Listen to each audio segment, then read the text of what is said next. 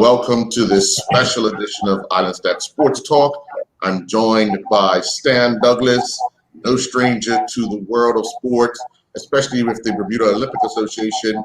Mr. Douglas, first of all, thank you very much for taking this time to come on and talk about your years of service at the Bermuda Olympic Association, giving back to sports. And of course, you have decided to retire from that part of it, but I know you'll still be around giving advice and soldiering on, if I can say that. Yes, Earl, I think that where we are now, because of some personal difficulties, we found that the commitment of time to the actual body, it's just not there. And I don't want to be one of those people that's on the committee, but not giving the type of dedication that I've attempted to give over the years. It's very important that we get involved in sport and sport administration to help others achieve their goals. I started out in sport, I guess around 14, and I wasn't the best athlete. However, the most important thing I learned from being involved in sport is that if you have a plan, if you work hard, you're going to be somewhere different in a short period of time. So sport has been like the foundation for growth for myself personally. And I try to bring that as an administrator to all the bodies that I've worked in and in every endeavor that I make in sport. My goal originally was to see the next medalists at the Olympics. And I've spent some 30 plus years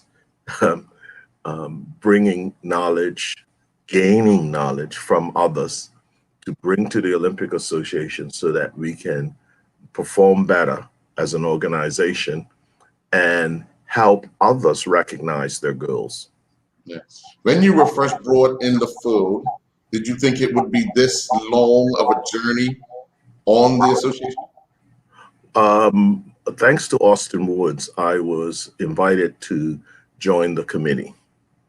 And the first thing I learned was that there was a steep hill to understanding the goals and how we were achieving them at that time, because the Olympic Association had and has always struggled with funding.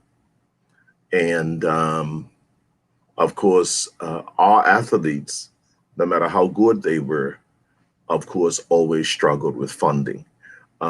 We are competing on a world stage where our athletes are competing against, at times, people who were full-time and who were totally sponsored. The first sponsored athlete that I can remember in Bermuda was Nikki Saunders. And that sponsorship was basically a travel sponsorship to get him to events. And that resulted in a medal. The level of sponsorship that of the athletes that he was competing against was far greater. For example, I always remember talking to Nikki in Glasgow, Scotland, where we had him come as an ambassador. Right. And he said to the athletes, when I was competing, all I got was a tracksuit for the podium. Yes. He said, now you have been given day wear, night wear, uniforms, etc. And he says, you don't understand how proud I am to see it, but at the same time, you need to be grateful that you're getting that, because in my time, I only got a tracksuit. And I remember that conversation because I was there. Yeah. So what I'm saying to you is, as an organization, we've grown. I think the uniform part of it was a vision of the now president. I can remember when she came on board, there were things that were in her head that were important to the comfort of the athlete. Mhm. So that's when uniforms became a major budgetary item, because we wanted our team to at least feel like some of the top athletes around the world. If you look at Canada and, for example, in London, we were housed right next to the USA. Mhm. They had a uniform manager with about 8 to 10 staff. Right. And the reason they had a uniform manager is every item that they wore during the games was distributed by the USOC. Mhm. That meant that all of their casual wear was provided, all of their formal wear was provided, along with a special uniform for them to march in the opening parade. Mhm. So we're competing as a small country. I was going to say nation, but as a small country with those countries where their athlete feels their value before they get to the games. Yeah. They feel their value when they're there, because they have all sorts of support that at the moment we cannot afford. Mm. Mm. What were how far have we come from when you started to where we are today, as far as ensuring that the athletes get as much support as needed when getting ready for competition? Well, because the Olympic movement has changed, and I would say that change took place around 1996 games. The Olympic movement began to invest a lot more monies in the national Olympic committees with a specific direction, and that was to support athletes. Um, so what happens is those larger countries now have support from the IOC just like us, Mhm. but because they already had support financially from other organizations, like for example, if you watch Canada, they have what they call flagship sponsors. Yes. And so they are still far better off than our athletes are as far as financial support. What we've done while I was around the table, and I believe it's still going on, is whatever monies we get, we divvy it up amongst the sporting bodies in the hope that we will have a platform for young athletes to envision their goals.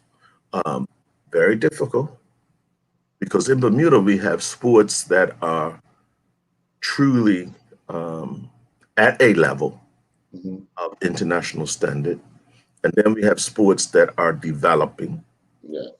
Yeah. and then we have sports that are fledgling, meaning they have a vision, but they haven't been um, following that vision for long enough to see the quality that they hoping to produce. So the challenge for the BOA is, because it's pretty much an umbrella organization, which is built on the number of internationally accepted federations, meaning that you can be a sport organization, but if you're not a part of the international body, you should not be sitting around the table. Mhm. So you have to be the international representative of that sport. Right. Now, our goal, while there was always to support all sports as best we could, again, it's very difficult, because if you have, for example, um, sports like athletics, um, triathlon, which have matured to the point where we see athletes attending every major festival. Mhm. Um, then you should be investing in them to get them to the highest point, which is the Olympics. Mm. Yeah. And of course, that is a challenge because no one will be made happy when you got to spread the pie to so many groups. So true, even from this small little island. Even from the smaller island, because Bermuda, funnily enough, has a lot of talent. I think sometimes the identification and the investment starts a little late. Mm-hmm. And that's probably because culturally, we don't always embrace sport as a means to an end, Mm-hmm. right? We're all glad to see Flora compete and be there chasing the medal. We were all glad to see Brian Velman, who has performed um, what I call racket performances each time he went out because he was no further down than fifth Mm-hmm. at two Olympics. Um, and in world championships, he was always in the top four. So the challenge for Bermuda is to embrace sport as a means to an end, Mm-hmm. meaning that I started our conversation by showing you that for me, sport taught me that if I worked hard, I will get somewhere. Right. We need to embrace that as a means to personal development for individuals. So that means they set goals, they work hard, and they see themselves becoming something that they dreamt of. They may not be a gold medal Olympian, but they can be something more than who they are. They can get a scholarship. They can learn to invest in themselves. And I think that's very important in sport.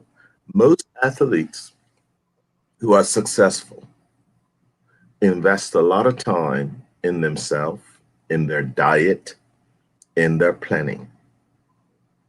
If you sat down with a Flora Duffy or a Brian Wellman or a Nikki Saunders, you'd find that they developed confidence over a period of time based on their investment in of time in themselves and what their goal was.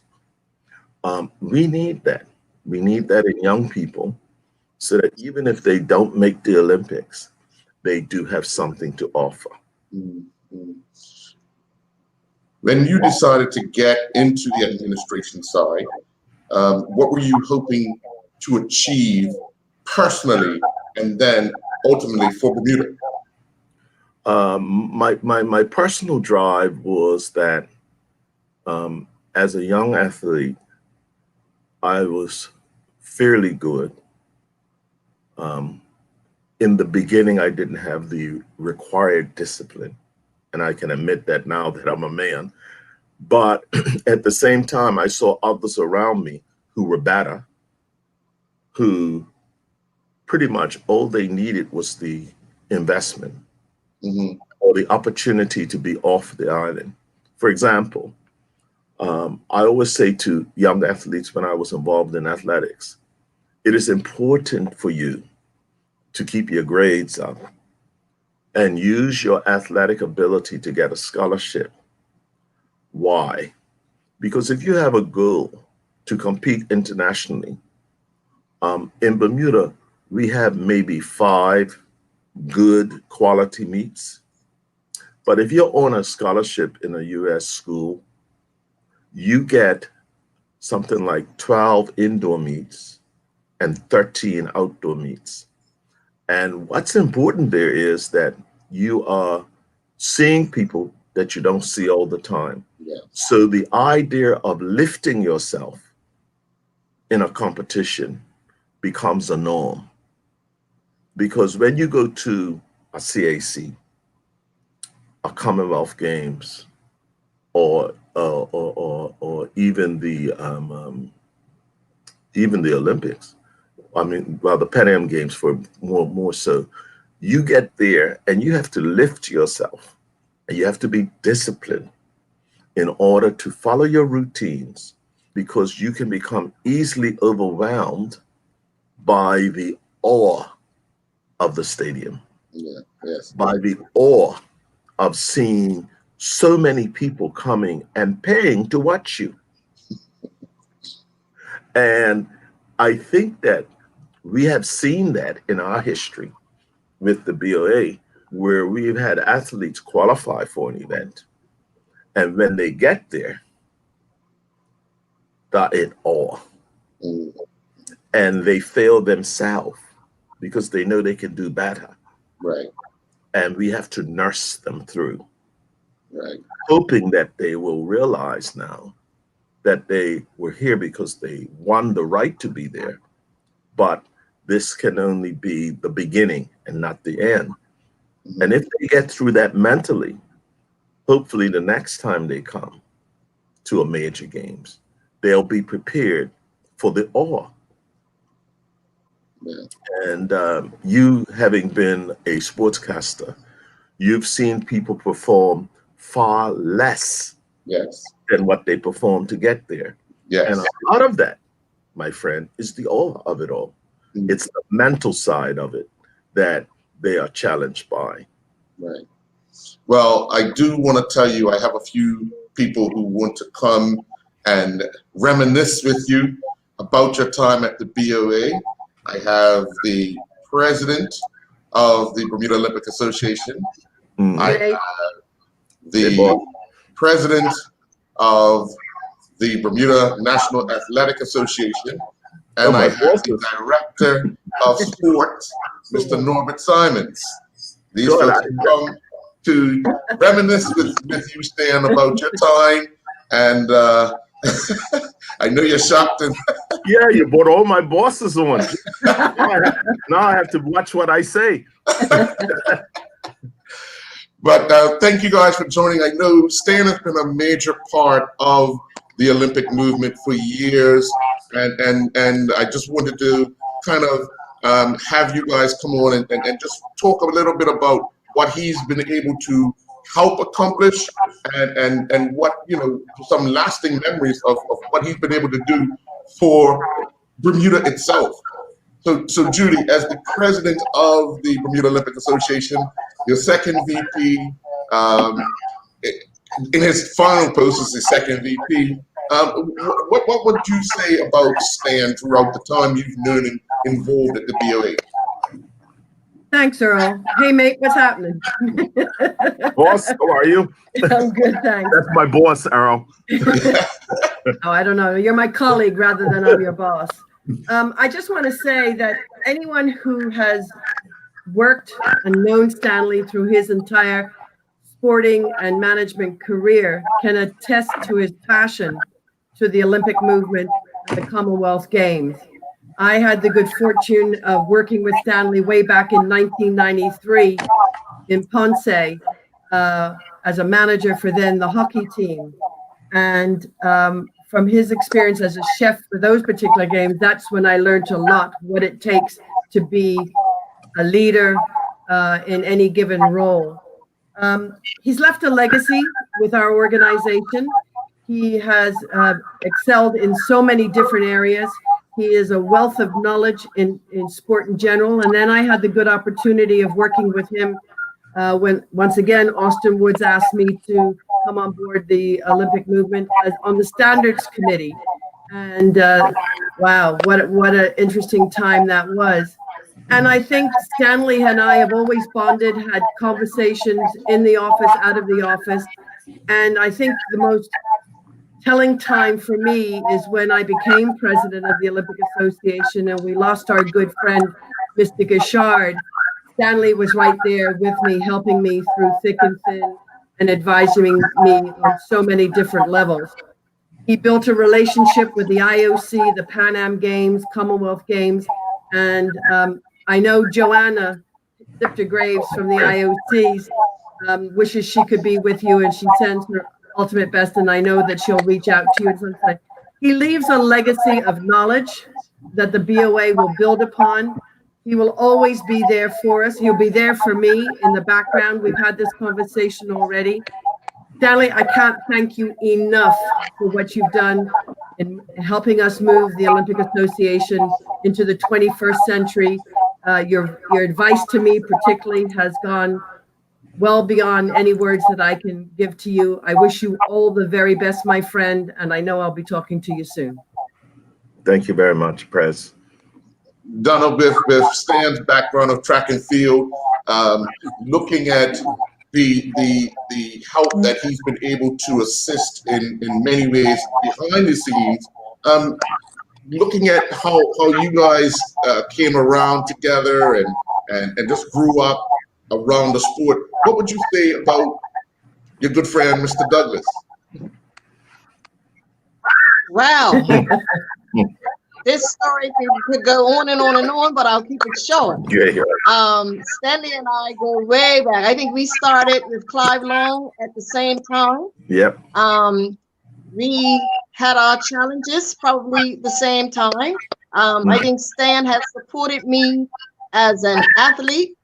He has definitely supported me as the president of BNAA. When I joined the BNAA, Stanley gave me a lot of support. He gave me a lot of ideas. He gave me a lot of information. I mean, he kind of directed me when I became the president of BNAA.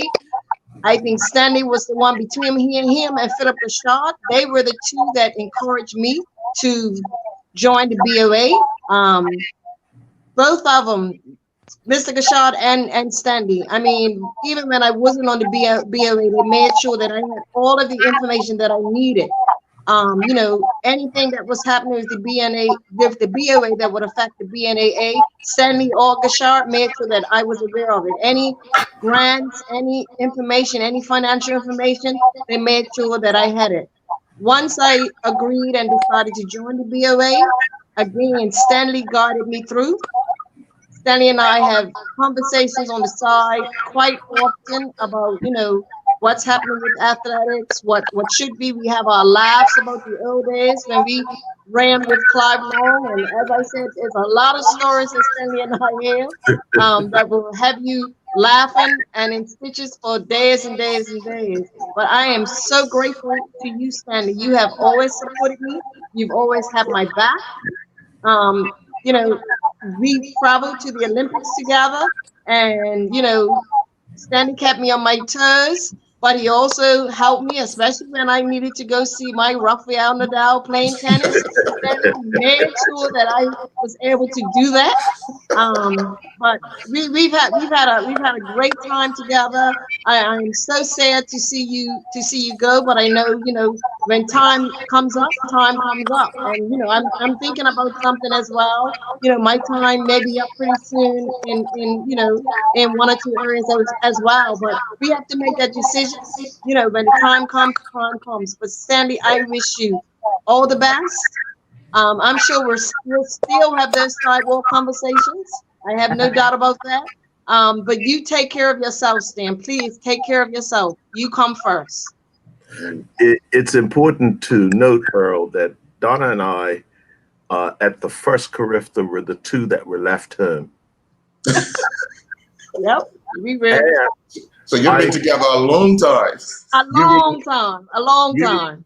We were the two that were left home, and I can remember going to the stadium, training by ourselves, while the team was in Barbados, I think it was. Barbados. Yeah. It was Barbados. So, but what's interesting about it is that although we were the two that were left behind in that first Carifta, we are the two that have dedicated the rest of our lives to sport administration, because we sometimes a disappointment leads you to fight for others so that they don't have those disappointments. Exactly. That's the hat I see Donna wearing all the time, you know, and I will not let her down because of that, because there are a lot of athletic greats that we couldn't find them right now. And they have a lot more to offer, but life is different for them. Right. I also have joining us the Director of Youth and Sport, no stranger, Mr. Norbert Simons. Mr. Simons, you and Stan go way back as well. Too far back. He's telling me to shoot. Don't give out too many secrets, but give us a sense of what a friendship you guys have had over the years, and through sport, it's actually made it stronger. Well, good morning, everyone. There's an expression, to whom much is given, much is also required. Now, Stanley and I, like you said, go way back, even before our days in track and field. But Stanley has always been a person who was a stickler for detail, and he would always search for knowledge, and is very analytical in his approach, especially when it comes to track and field. You would see him; he would keep charts on athletes.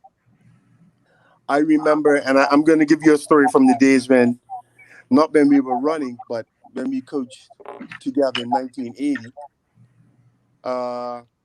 Clifton, Bermuda.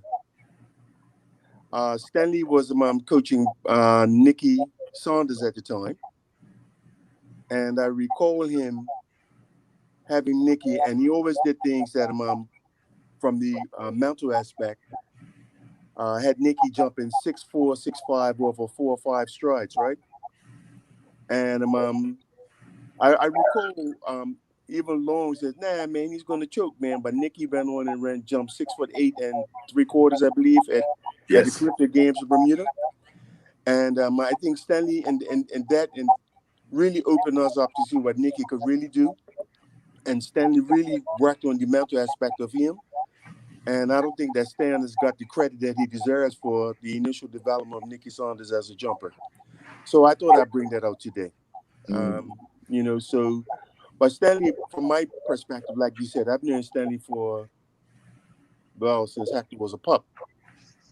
And we've got some stories. I'm not going to share them all. I'm not going to share any of them with you. Thank you. We're going to get to that, dude. We're going to get to that. We're going to get to that. Because if I talk and he starts talking, well, to be written. But, like I said, Stanley, I think that, you deserve all of the accolades that you're getting. I served with you for a short period of time on the executive of the Track and Field Association at the time. And you gave me the opportunity to go to Barcelona, Spain with Troy and Brian. And that's an experience I'll never forget, because Brian set the world record, indoor world record on that trip. And Troy got the silver medal. We could talk about stories how we told the delegation from England, which included Linford Christie, that when you get back to England, tell the Queen that if she needs some gold, come check us, because England didn't win a gold medal in that meet. Right? And so it was a great experience, and I think that our friendship has endured all of this. From highs and lows in track and field, highs and lows in life. I know my brother's going through a personal challenge right now, and I knew that with his positive outlook on life, with his analytical ability, because he likes to analyze everything. Don't. If you don't want to talk about anything that requires some sort of analysis, don't talk to Stanley, because it's going to go through it from A right along down to Z and back to M in the middle again. And that's how thorough he is, and that's why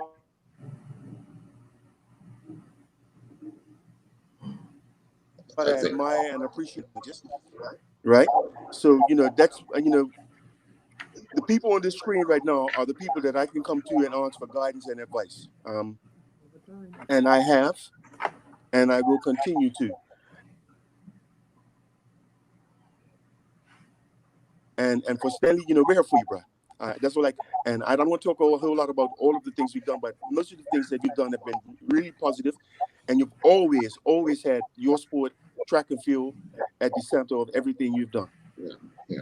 Well, I can say that our first international travel trip was in Scotland, and I watched Stan work magic.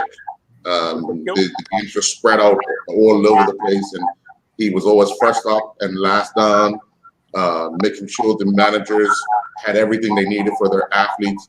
And you know, I wasn't, as we were talking earlier, I was in awe on how efficient you were working, Stan, because it's not very easy to please everybody, but you have to be able to help everyone and make it that much more easier. But Judy, give us a sense of some of the memories that athletes or yourself experienced with Stan in some of those challenging times, because people wouldn't realize, they just see the end result of the athletes competing, but the stuff that goes on behind the scenes is amazingly challenging from day to day. You know, Earl, you're absolutely right. And this question that you just asked me to do, there's some tough things. I think CAC would be the first example. Stanley was the chef for our team there. And as I said, I was a manager. I had an issue within the hockey team, and I had made a statement to him, this is what needs to be done. He turned around to me and he said, if that's your final decision, I'll support you 200%. And after consultation with other managers, I came to a resolve, not necessarily what I would have chosen, but Stanley then came to me and he said, while I would have supported you, your change of heart goes a long way, and you'll be remembered for that. I think my next one was 2012 when he did the London Olympics. Challenging times there. A very diverse group of people who had egos, but he kept everybody in check, and he worked extremely hard in maintaining a level of high standard for our team. And then in 2014, mind you, he did the Olympics in he was at the Olympics in 2014. We had some issues. We had parents interfering, and we had to make some statements to say, hey, look, you're there as a spectator supporting your child, but the Bermuda Olympic Association, we are responsible for the athletes, and the decisions we make are in the best interest of our Bermuda team. And I have to tell you, Stanley made some tough decisions during his time. He's made tough decisions that have not been popular with maybe national sports governing bodies. It's the lack of understanding from some of these people why we as an organization make these decisions in the best. He was my cooler. After Philip, he was my absolute cooler, because I can blow a gasket when I want to. But he kept me in check. We talked the rationale out. We did our best to advise organizations why the association made the decisions they made. They still didn't like it. But at the end of the day, we got the best results possible from our athletes during any given game. And I give kudos to Stanley for guiding me through some very difficult times. I'll miss that, Stanley, but again, I know you'll be there for me. I personally can't thank you enough for all that you've done for me in guiding me through my journey in the Olympic Association. Earl, there are still some things for me to do, but one of the things that made me make this decision is that I am committed to the process, and if I cannot be a part of the process, then I will have to step back. I told our president that I will avail myself whenever requested, because I have learned a lot from being around that table. However, we are still growing the organization under this president. We have brought in some young talent who will sit beside people who are like Donna, who have been presidents and have had some solid experiences along the way. And basically, we have to continue to groom others to take our place, because I take my hat off to Austin Woods. He brought myself in, he brought Judy in, and he did not leave us when he left. He always was available if we had a question and a voice. I will be that person now. Mhm. That's what it's about. Because if you believe that the movement has something to offer young people, then you have to make up your mind to be available and to give your best. My best cannot be given around the table with my condition. I'm not always up and able. But if asked a question, I will give my opinion and the reason why. Because I always say to people, if you see something wrong, identify it. But you should always try to find a solution before you condemn somebody for that Right. error Yeah. or for that judgment. And I will continue in that path of giving my opinion when I think it's not right, but I will also try to give a solution. And if I can't give a solution, it will be a private conversation between me and that person, because they may, if they can identify the problem, they may already have a solution, Yeah. right? A lot of times in sport, we have people that complain because they're only thinking about self and not the long-term goal of the sport. And I know Donna's shaking her head, so I know she's been down that road too, where you find people are only trying to get on the plane, for example, Yeah. but they don't realize that if you get on the plane and have a good experience, that in itself can end your career.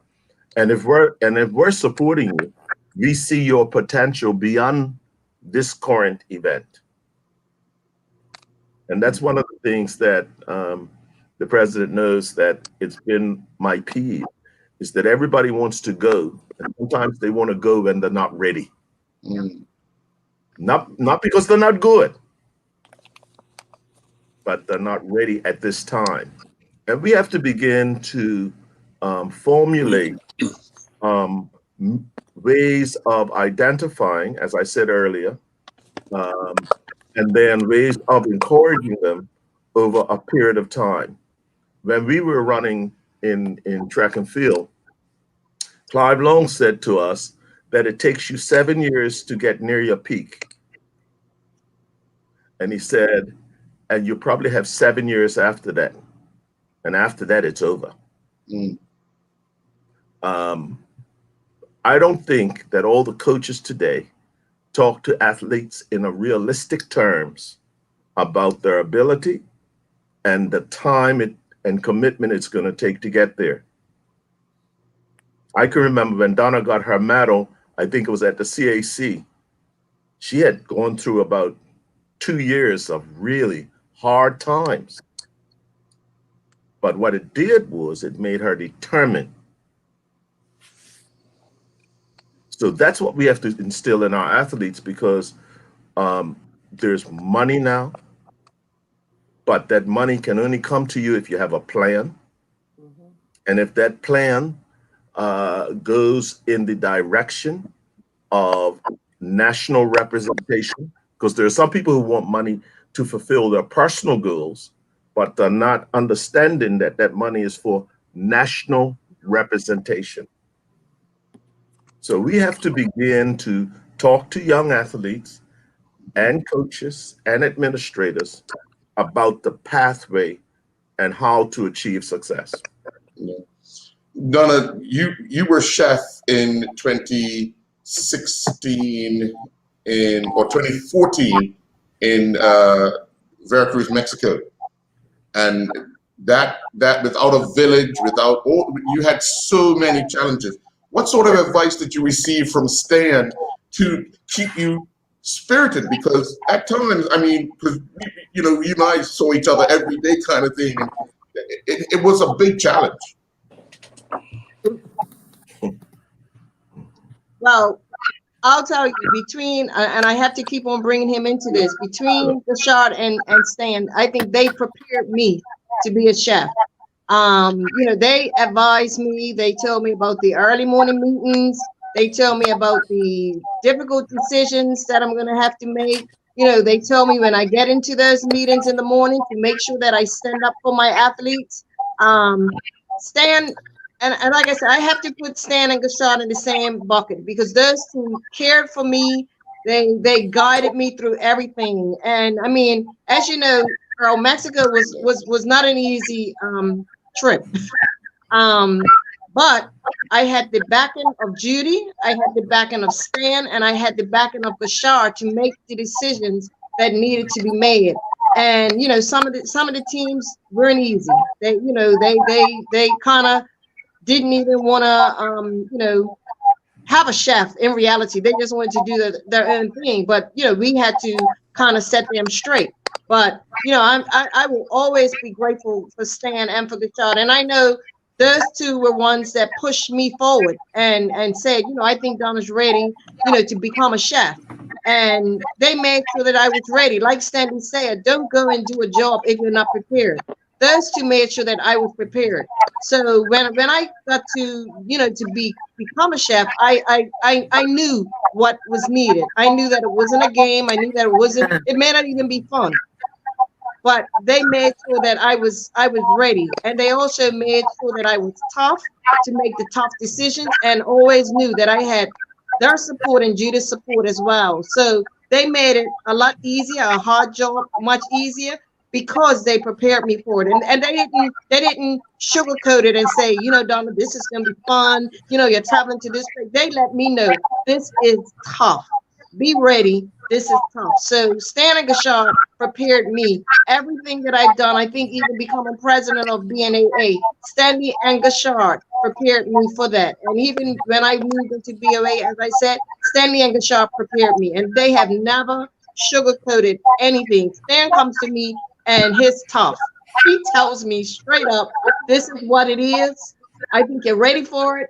Go for it. So as I said, you know, where I am with you know, BNAA, where I am with BOA, I will always be thankful to Stanley and Mr. Gashar for me being where I am today. That was a baptism by fire. When you do CAC, we're committed to more than the norm. We have sometimes 9 sports, 9 different so-called leaders and personalities, and I say and location. And it is a big challenge. I can remember Judy mentioned when we went to Puerto Rico that was my first chef de missions job. It was a baptism by fire. I can remember them wanting the guys and girls to use the same bathroom, and I had a hockey team. And that's not going to happen. And I can remember standing up in a meeting and arguing about this. And of course, the Spanish countries are looking at me like a fool. And it wasn't until when Jamaica stood up and says, we're backing Bermuda, that everybody sat down. So I think we told Donna about that incident and let her know that her relationships, because she had already had relationships with other countries, was where she can drive her support. And she had a baptism by fire, because I was online every day talking to either Phil or her about some of the challenges they had down there. You know. Just before you go to Norbert, that particular game, Earl, Stanley's left out one of the most important things that we end up doing. The weather was so bad in Puerto Rico, and we were in the military under police military guard, number one. Stanley and I nearly every morning had to go up to where the facilities were, and we had to clean the bathrooms ourselves and put down cardboard on the hill slope because there was no steps, so our athletes wouldn't get. Talk about baptism by fire. I think Stanley and I will remember those games. Oh yeah. The rest of our lives. Whoa. Fact. Wow. Some things that people won't even know about. No, exactly. Behind the scenes. Exactly. Yeah. And we don't complain. We know we're there for the athlete. And I always tell people that when you're the chef de mission, your job is to make things as light as possible so that the athlete has no concerns outside of competing. Right. Very difficult job. Anyone who's done it can tell you it's a very difficult job, but it's the most important job. Sometimes our challenges are with managers. I can remember in India we had some brand new managers, and my relationship with all the sporting bodies helped because I knew everything that was going on. And I had to go to one manager and say, have you put in your athletes? Because you have to re-enter your athletes at each games. And they hadn't. But I had already done it. So what I'm saying to you is that we are challenged on both ends. We're challenged on the administrative end from the organizing committee. And we're also challenged from our end on people who are selected as managers who don't understand their total responsibility. And that's something that we've discussed around the table at the Olympic Association on doing training. And I know Donna has prepared something to train others, and I will hopefully have an opportunity to work with her to make that happen. Because it's very important that people understand that it is not a vacation. It is not a vacation. As you saw in Glasgow, I didn't have a vacation. I needed a vacation when I was finished. Right. Okay. All right. 7 o'clock every morning, right, Stanley? 7 o'clock every morning. 7 o'clock every morning. In Glasgow, because it was a small arrival center, I had people arriving at 10 o'clock at night, and then at 3:30 in the morning. There was no time. There was no time to sleep. Exactly. Puerto Rico was the same thing. Telling you. And if you're not prepared, if you're not organized, you can't get the job done. Right. As simple as that. Yeah. No, but you guys came up through track together. So what are some of those you could tell stories about your days running? Not the ones you can't tell. Well, the one I like to always talk about is that Stan and I were in Sam's secondary school together. Sam's used to come out at 3:40. We didn't have a bike, but we were at the stadium by 4 o'clock.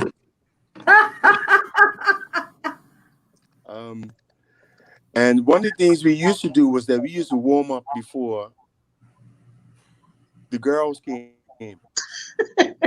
right? And then, but done this, and then we tell the girls they got to warm up with the bloomers on in front of us and run in front of us on the track. So that's why you were early. Yeah, that's why we were early. So what it was for us, right? I think that's missing out of the sport today is that we had a family environment. We did a lot of things together. We trained together, and we look forward to coming to training. And those days we trained every day, well, 6 days a week. And we look forward to we did a lot of things together, and it caused a bond between a lot of us in track and field that still exists to today. And I think that's one of the things that's missing. And especially for our females in track and field, I would think that is really important because we lose our girls a lot sooner because of that. But I can tell you stories that our stories, even when we used to have little parties together, but we're not going to go into details as but we trained together. We would go up to Horseshoe Beach together. I didn't throw up. I don't recall Stanley throwing up after training Saturday. Not at Horseshoe. At National Stadium. National Stadium was another story. Another story. I could tell you stories of days where when we came back here from school, the younger athletes, Lone would tell us, well, I got 1-600, 5 300s, 3 150s. And we put chairs in the shower. Right? And the younger athletes would say, what's wrong with you guys? Why are you putting chairs in the shower? I said, well, you'll understand. You'll understand. oh, training's not that hard. Training's not that hard. By the time we finished training session, they were dragging themselves up the steps. And the rest of us had our chairs in the showers to sit off in and get water on all of us, right? So we, those are some things that we knew. Like I said, when it came on the track and field, when it came to track meets, it was always competitive. You could find 8 guys running on the 11 flat on grass. So those are the things that I could talk about that. And like I said, Stanley went off to school before us. And when he came back, he got really involved in the coaching aspect of sport.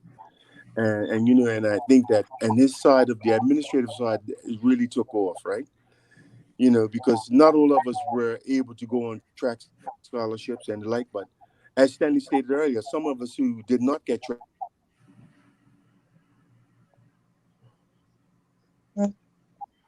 scholarship and have ended up by being involved in track and field on the administrative and coaching level consistently over the years. Yeah. Stan, you've got 3 people here giving you all these accolades. What would you miss about them the most? I know you say you're gonna still be around, but obviously you have stories, they have stories about you, you have stories about them. So tell us your fondest moments. Be careful. You see him thinking, right? You see. Everybody's nervous now, Stan. I have to be very careful, Earl. There's a lot of secrets held between us all here. I can remember Donna. We were training in the Arboretum, and it was her fall down day. Every time we went round or left, she was missing. You remember that, Donna? Yes, I do. I got my knees. Her knees were straight up. I think we don't talk about it much, but when we look at each other, we remember. Because I mean, those were the days when she was really beginning to move forward, and she was really working herself to the bone, And I can tell you, at the end of that session, you saw one angry person because she couldn't believe that she kept falling down. So we have other little private jokes between us, Donna and I, but that's the one that I'll share. Thank you. You like that, Donna? That was good? Thank you. Norbert, I can't share any of our because we became friends before Seance, and when we got to Seance, we were the only 2 people that we knew was each other, and we began there to terrorize teachers and others. Norbert was always a good athlete. And what happened was Cal Deal, Norbert, and myself were friends from different periods of time in our life. And Cal Deal told Clive Long about Norbert. And we had our school sports at the Royal Naval Field. And Norbert ran his race, and we were in a 2 different groups.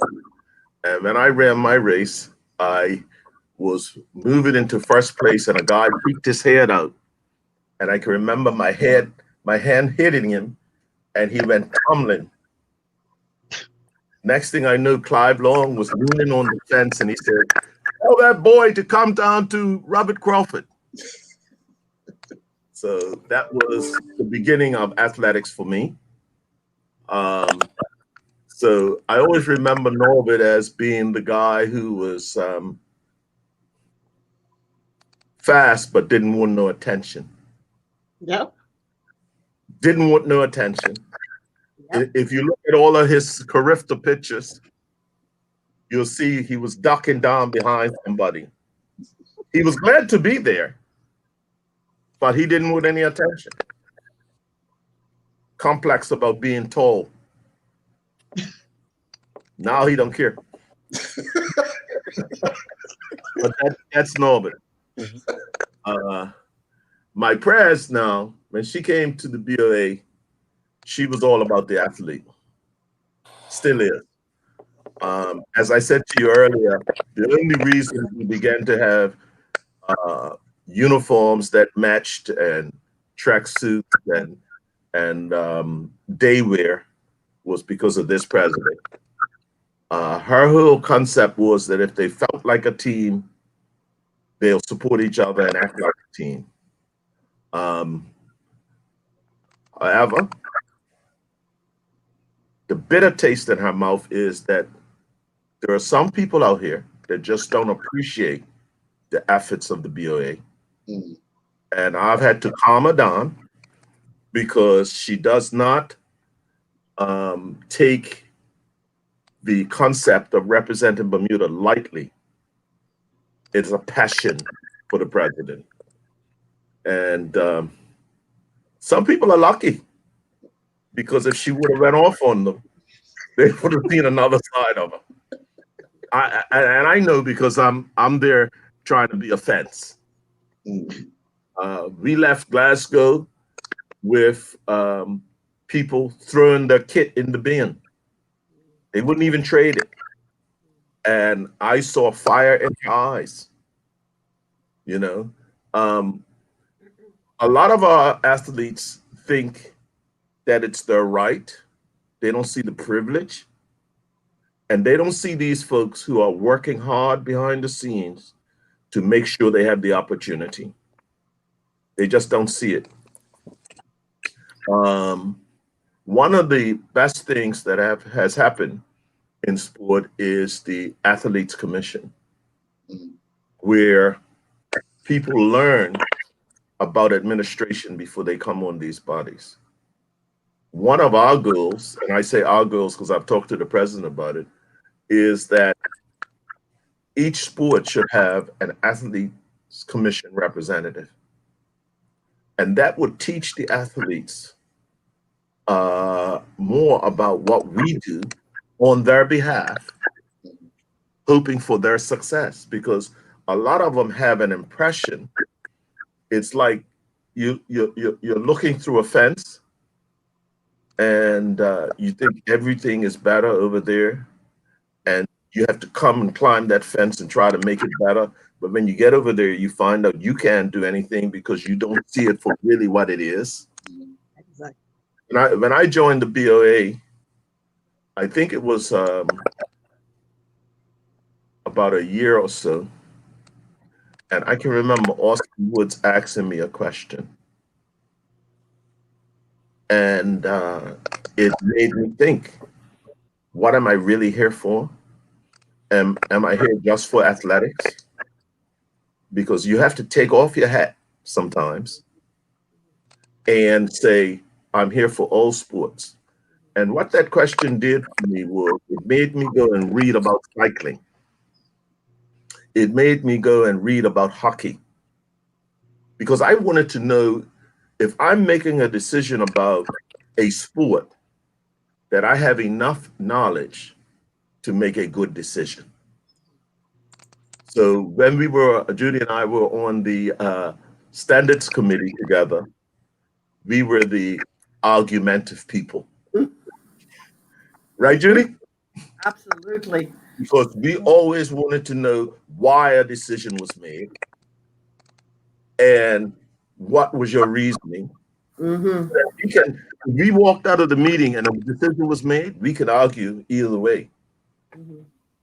But with Judy, she's always been athlete-centered. And sometimes those are the people that give her the hardest time. So I take my hat off to her because she's hung in. I've seen her with almost tears in her eyes in private conversations because she just doesn't understand that they don't understand the long-range goal of the organization. Her passion is second to none. And we have to begin to see that come out in people who are telling you that they're for sport. In some of these organizations, they want the money, but they have no plan. And we can go far together if you have a plan. Well, as everyone has said, Stan, we know you're not going anywhere. You're not going too far away. No. You're just a phone call away when it comes to lending an ear, lending a voice, lending a reasoning to any solution that they possibly will come up. So we want to wish you well, and we will stay in touch with you, and you stay in touch with us, and you know, we'll keep you in our prayers and ensure that we help to lift you up. Well, I thank you for this opportunity to express my passion again for sport and my beliefs.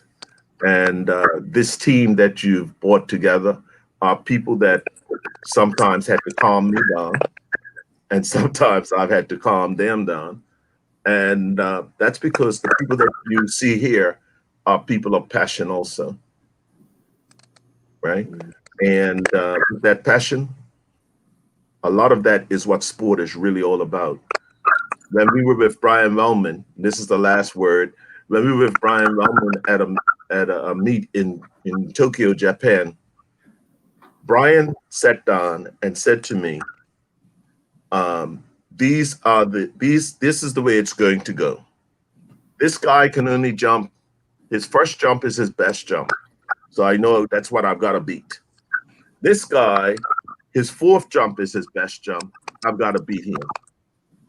The difference between all of them is my fifth jump is my best jump. He says, so I think that as long as I know what they do, I will be able to make it. And that's because he had a passion for his sport. He had a passion for winning. And he knew what his competition was at every event.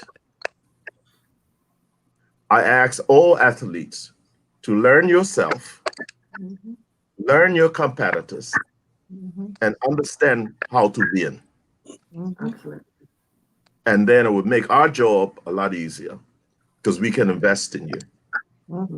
But if you come with a vision to run national racket only and not to compete on the international stage, you are wasting money and you are wasting your time. With us, anyhow. You can do that on your own with your own money. But our job is to have folks who represent Bermuda at the highest level. Thank you very much, Errol. And I'm glad we could surprise you by having these people come on. I knew you was not expecting that. I went quiet for a moment because I was shocked. I saw you. I only speak about what I know. And what I know is that my passion for sport has not died. It's my ability to give the time that is required at this time.